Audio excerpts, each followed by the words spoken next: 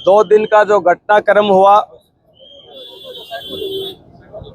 मैं भोपाल में था। मुझे आप ही के साथी कुछ मेरे मिलने वाले पत्रकार बंधु जिला कलेक्ट्रेट पर पहुंचे थे और मुझे ज्ञात हुआ कि कुछ लोग 4-5 महिलाएं और 4-5 पुरुष कलेक्ट्रेट के गेट के ऊपर एक टेंट लगाकर एक बैनर लगा रहे थे। साथियों, जो बैनर में जो भाषा लिखी हुई है, आप सब समाज का चौथा स्तंभ हैं, समाज को आईना दिखाने वाले आदमी हैं। आप लोग बड़े संवेदनशील झुंझुनू जिले के पत्रकार बंधु बैठे हैं। जिस भाषा का प्रयोग किया गया, मैंने आप ही के साथी, जिसमें राजेंद्र जी भाई साहब राजू जी भी थे, फियाज जी भी थे, मैंने इनसे निवेदन किया कि आप जो भी पर्दा लगा रहा है, जो भी बैनर लगा रहे हैं, उनसे पूछिए कि क्या माजरा है, क्या बात है। इन्होंने उनसे पूछी, जानकारी लेना चाहा, तो धरना स्थल पे बैठे लोगों ने कहा कि साहब, हमारे में से कोई आदमी आएगा और वो बता पाएगा, हम नहीं बता पाएंगे किस वजह से यहाँ बैठे हैं। मैं भोपाल से वापस लौटा, मैंने पूरी जानकारी ली। जो तथाकथित पीड़ित परिवार जो बता रहा है, इनके सामने जो पार्टी है, उस पार्टी से भी संपर्क किया, वकीलों से भी संपर्क किया और इस पूरी बात को समझने के लिए सारे डॉक्यूमेंट्स मैंने निकलवाए। और मैं आपसे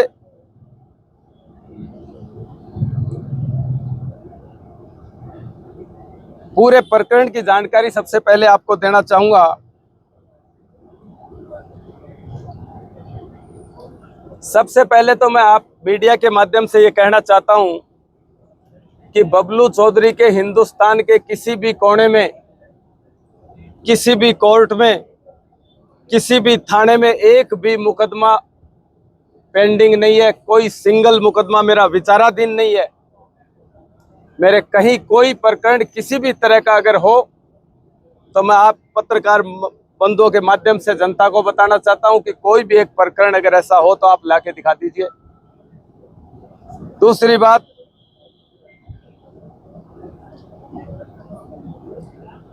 जिस मुकदमे को लेकर, जिस जमीन के प्रकरण को लेकर ये पक्ष बैठा है, जो अपने आप को पीड़ित पक्ष बता रहा है, ये 2013 में रजिस्ट्री हुई।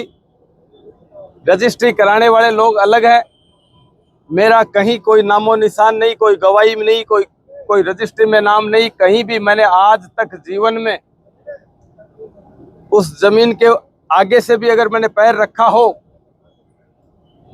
तो मैं गलत हूं।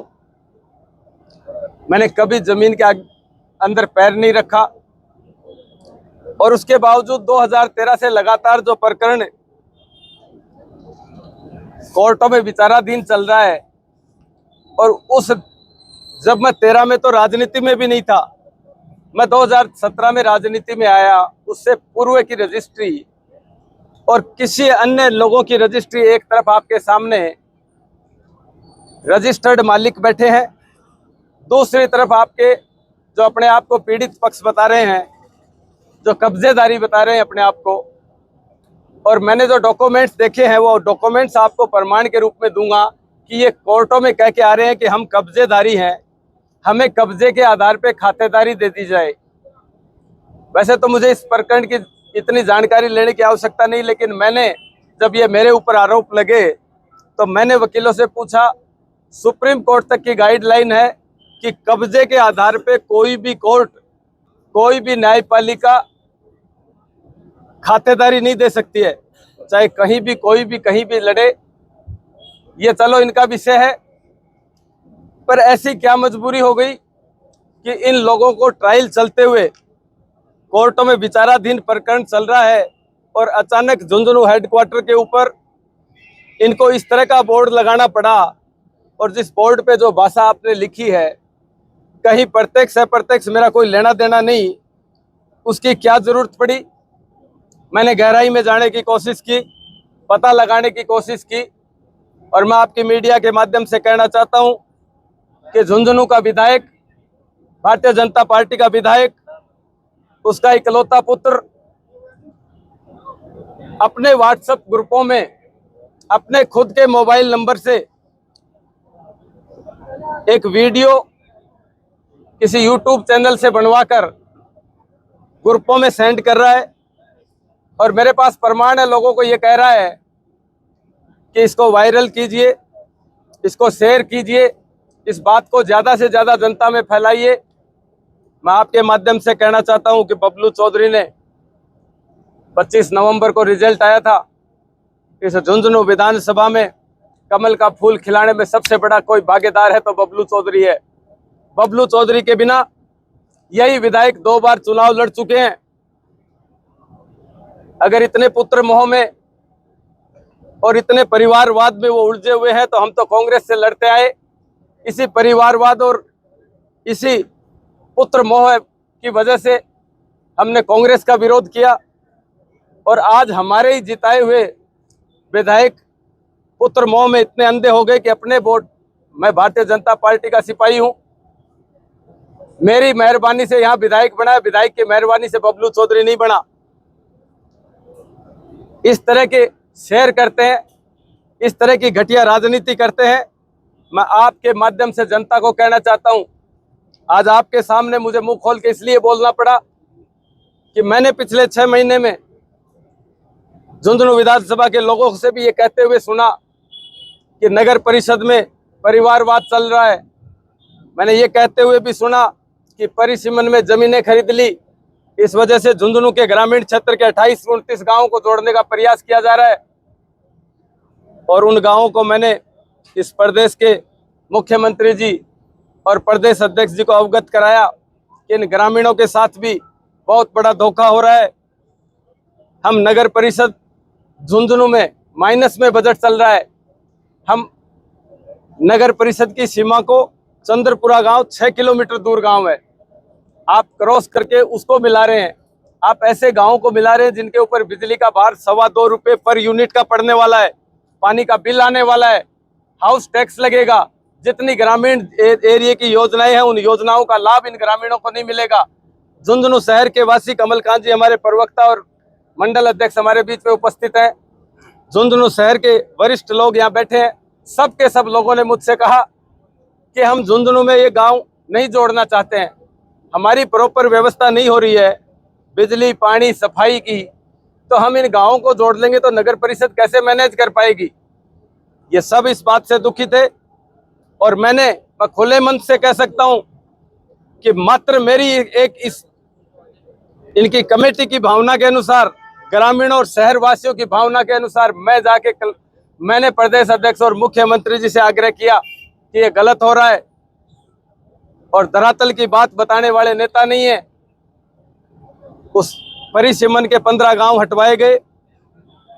वही विधायक पुत्र जो पहले ये लिख रहे थे, मीडिया में ग्रुपों में डाल रहे थे कि ये वापस नहीं हटाने दिए जाएंगे, वही वापस ये डालने लग गए कि हमने डलवा दिया। हमें उस बात से भी दिक्कत नहीं है, जो कुर्सी पे बैठा आदमी है वो उसकी क्रेडिट ले सकता है, लेकिन हमें इस बात का दुख है कि मेरे और मेरे प्रशंसक, मेरे सारे साथी, मेरे शुभचिंतक इस बात से व्यथित हैं कि इस तरह की घटिया राजनीति, इनका कहना, जो तथाकथित परिवार बैठा है, आप पत्रकार बंधु इनसे पूछ सकते हैं कि मेरी कभी जीवन में शक्ल देखी हो इन्होंने, मेरा कहीं डॉक्यूमेंटली कहीं भी कोई नाम हो, कोई गवाही में भी अगर मेरा नाम हो, तो आप इनसे पूछ सकते हैं। ये तरीका नहीं है। आप अच्छी तरह इस बात को जानते हैं कि जो अंडर ट्रायल, जो कोर्टों में विवाद चल रहे हैं, उन विवादों का निस्तारण किसी धरने प्रदर्शन से नहीं, वहाँ टेक्निकली कागज बताने पड़ते हैं, कोर्टों में ये बताना पड़ता है कि मैं किस तरीके से मालिक हूँ, और उस बात को छोड़ के धरने प्रदर्शन पे इस तरह के वो लगाए जा रहे हैं।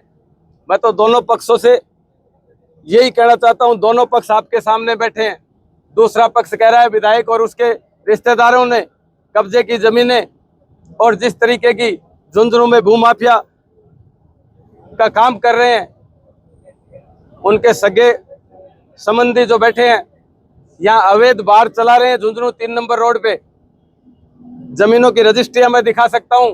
मंडला रोड के ऊपर हाईवे उनकी जमीन में से निकाला गया है। मैं खातेदारियां दे सकता हूं कहां कहां किस किस तरीके से वो हथकंडे कर रहे हैं। लेकिन मैं आपके माध्यम से कहना चाहता हूं, कोई भी किसी भी पार्टी का हो, नेता का एक धर्म बनता है, जनप्रतिनिधि का, और जिस तरीके की व्यवस्था हमारे देश में है, लोकतांत्रिक व्यवस्था, उसमें सही को सही और गलत का गलत कहने का अधिकार हर आदमी को है। आंखें खोलने का अधिकार आपका भी कर्तव्य बनता है। आप सब पत्रकार बंधुओं का भी ये कर्तव्य बनता है कि ये क्या ये तरीका, मैं आपसे पूछना चाहता हूं कि ये कोई तरीका है 2013 से जो मामला चल रहा है, मेरे राजनीति में आने से पहले का जो मामला चल रहा है, जिसमें मेरा कहीं कोई नामो निशान नहीं, उसमें कोर्टों में बताने के बजाय सड़कों के ऊपर बैठ के वो ये बात का प्रदर्शन कर रहे हैं और विधायक का पुत्र उसको शेयर और सोशल मीडिया पे डलवा रहा है। मेरे पास प्रमाण है हर चीज के, मैं बिना प्रमाण के कोई भी बात नहीं करता। वैसे तो सारे चैनलों से आप सब जुड़े हुए हैं। दूसरी कि 3 दिन पहले कोई मोटरसाइकिल पे कोई आदमी आए और उन्होंने धमकी दी। ये कहते हैं कि मंडावा विधानसभा का प्रकरण है, मंडावा थाने में इन्होंने रिपोर्ट दर्ज कराई, बता रहे हैं।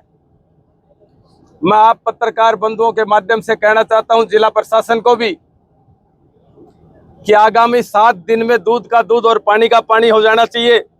उस प्रकरण की जांच होनी चाहिए, दोषियों के खिलाफ कार्रवाई होनी चाहिए, और अगर झूठा मुकदमा इन्होंने दर्ज कराया है तो 182 में अंदर करवाने का काम भी बबलू चौधरी और उसके समर्थक करेंगे। इस प्रकरण में जो मुस्तगिस है, जिसने रिपोर्ट दर्ज कराई है, जिसका कहना है कि मैं और मेरी पत्नी बैठे थे और कोई नकाबपोश या हेलमेट लगा के कोई आदमी आए, उस समय पे इनकी पत्नी की जो भी गवाह हैं, उनकी लोकेशन के अनुसार उनकी उपस्थिति वहां होनी चाहिए।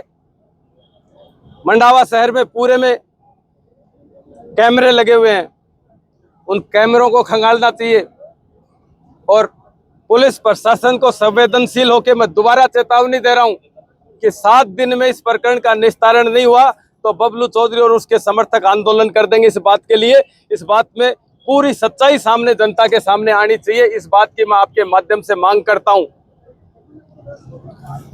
रही बात विधायक जी की, तो मीडिया के सामने मुझे ये बात इसलिए कहनी पड़ रही है कि कायदा तो उस आदमी का बनता था जो विधायक बन के बैठा है और उनके पुत्र और जमाई जिस तरह की हरकतें कर रहे हैं, कायदा उनका बनता था, लेकिन वो चुप रहे। और उन्होंने इस तरह के, ये पहला कांड नहीं है, बहुत से मेरे समर्थक थे जिन्होंने मुख्यमंत्री जी के कहने से पार्टी की भावना को देखते हुए भारतीय जनता पार्टी को प्रत्येक 250 बूथों पे चुनाव जिताया। उन लोगों के साथ 6 महीने में जैसा बर्ताव हो रहा था, शहरवासी, ग्रामीणवासी, अभी मुख्यमंत्री जी यहाँ आए थे, हमारे सामने भी आया, मुख्यमंत्री जी को भी शिकायत करी। एक प्रधानमंत्री जी की योजना है, खेतों में सोलर का प्लांट लगाने के लिए प्रोत्साहित किया जा रहा है। राइजिंग राजस्थान का काम चल रहा है। एक सोलाना गांव के आप सब से परिचित हैं, मोहर सिंह जी सोलाना के कहने से हमारे विधायक जी ने उनके बिजली के कनेक्शन नहीं होने दिया। पिछले 6 महीने से वो लोग भी यहाँ बैठे हैं, आप उनसे भी डॉक्यूमेंट्स लेना, उनसे वार्तालाप करना कि प्रधानमंत्री जी की योजना और उस योजना में फॉल्ट निकालकर सिर्फ कनेक्शन करना है और मुख्यमंत्री जी के पास गुहार लगानी पड़ती है कि उसका कनेक्शन नहीं होने दिया जा रहा है। जिला परिषद की मीटिंग में भी वो सवाल उठा, उस मीटिंग में भी हमारे जिला अध्यक्ष जी और कुछ मेंबरों ने ये सवाल उठाया कि इस तरह की हठधर्मिता, इस तरह का जो बर्ताव किया जा रहा है, ये बिल्कुल सहन करने लायक नहीं है। उसकी भी मैं 2 दिन का प्रशासन को इस बात के लिए भी अल्टीमेटम दे रहे हैं हम कि 2 दिन में या तो उसका करेक्शन हो जाना चाहिए, उसका करेक्शन नहीं होगा तो हम प्रशासन को और पार्टी के ऊपर के सभी लोगों को ये पूरी तथ्यों के साथ रिपोर्ट हमारे पार्टी के नेताओं को, मुख्यमंत्री जी को भी हम अवगत कराएंगे, क्योंकि आज प्रधानमंत्री जी का कार्यक्रम था। इसलिए पहले मेरा धर्म बनता था कि मेरे सभी समर्थक भी ये बात चाहते थे।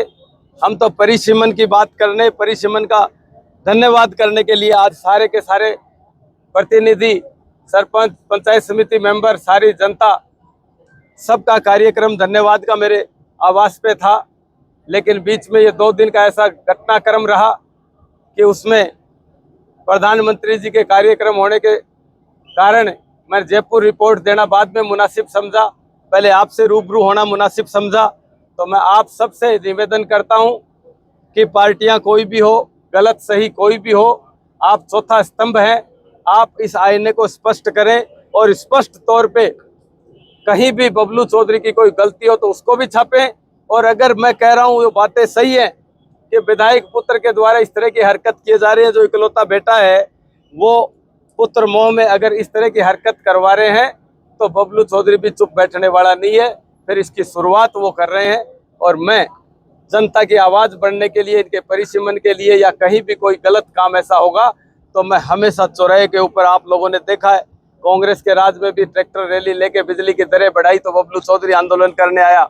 कहीं भी कोई अन्याय जनता के साथ हुआ तो बबलू चौधरी हमेशा अपनी गर्दन कटवाने के लिए सामने खड़ा रहता है।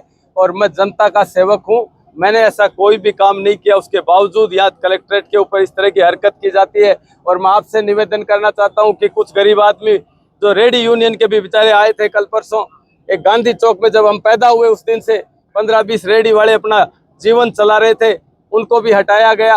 अगर अतिक्रमण हटता है तो रेलवे स्टेशन से लेकर बाहर जहाँ तक निकलते हैं वहां तक अतिक्रमण हटना चाहिए। मात्र 15 आदमियों के ऊपर कार्रवाई हो जाती है। नगर परिषद के गेट के बाहर आप बाहर निकलेंगे तो आपको रेडियां दिख जाएंगी, आपको अतिक्रमण दिख जाएगा। ये बात भी आपके माध्यम से मैं कहना चाहता हूं कि जो बात, आप संवेदनशील पत्रकार हैं, मैं आपसे पुनः कहना चाहता हूं कि इन बातों को आप उठाइए, जो गलत बात है उसको आप एक्सपोज कीजिए और उन सब चीजों को अधिकारियों को भी और जनता को भी अवेयर रह के हम सबको साथ मिलके एक जन भावना से ये काम करना चाहिए। आप सब लोग पधारे, आप लोगों का बहुत बहुत धन्यवाद और आभार व्यक्त करता हूं। और मैं आपके चैनलों के माध्यम से पुनः प्रशासन को इस बात के लिए अवगत कराना चाहता हूं कि 7 दिन में इन सारी चीजों को दूध का दूध और पानी का पानी करें। बबलू चौधरी खरा सोना है, अगर कहीं भी खोट निकल जाए तो सरेआम आप लोगों के सामने कह के जा रहा हूं कि मेरी कहीं भी कोई गलती निकल जाए तो मेरी गर्दन उड़ा देना। 7 दिन बाद का हमारी कमेटी बैठ के निर्णय करेगी। अभी प्रशासन से बात करेंगे, जिले के एसपी अभी है नहीं, बीकानेर कार्यक्रम में अभी उनका ट्रांसफर होने के बाद में वो उसमें लगे हुए हैं। और मेरी डीवाईएसपी और एसएचओ सबसे बात हुई है कि इस प्रकरण में आप पूरा फोकस करते हुए इन्वेस्टिगेशन ऑफिसर नियुक्त करके इसके सारी की सारी जांच करिए और दोषी कोई है, कोई अगर गया है वहां तो उसको लागे पटकिए, उससे सच्चाई उगलवाइए कि किसने भेजा, किसका क्या रोल है इसमें। और अगर नहीं है तो ये जो धरने पे बैठे हैं इनको गिरफ्तार कीजिए, 182 की कार्रवाई इनके ऊपर कीजिए।